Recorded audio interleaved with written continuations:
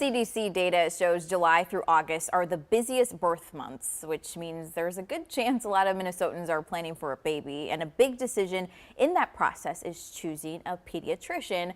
So to help you out, we have Dr. Elizabeth Plachek here with Children's Minnesota. Thank you so much for being here. Thanks for having me. I know we were just talking, I was saying it's like on my timeline, all I see is I'm having a baby, I'm pregnant. So this is very timely.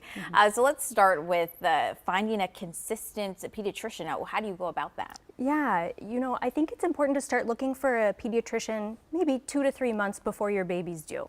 So put that on your to-do list.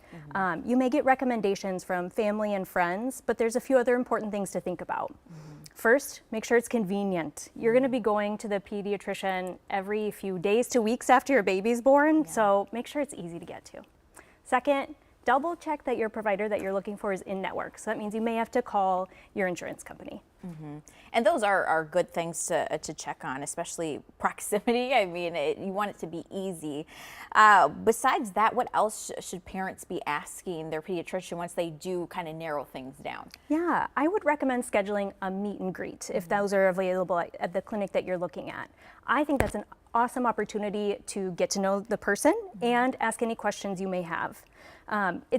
Some common questions that I get include, what are your clinic's office hours? How do I access care, in the middle of the night or on the weekend?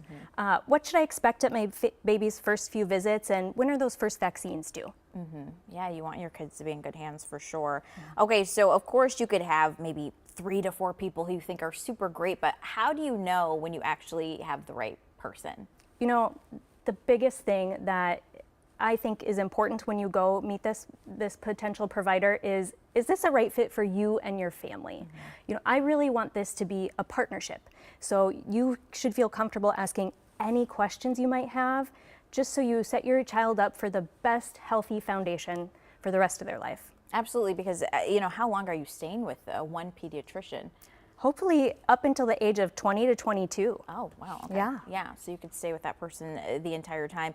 Of course, when you're trying to find a pediatrician, you said 3 months before you have your child. Is it good to start looking even before that? You certainly can. Okay. There's no problems with looking sooner than that.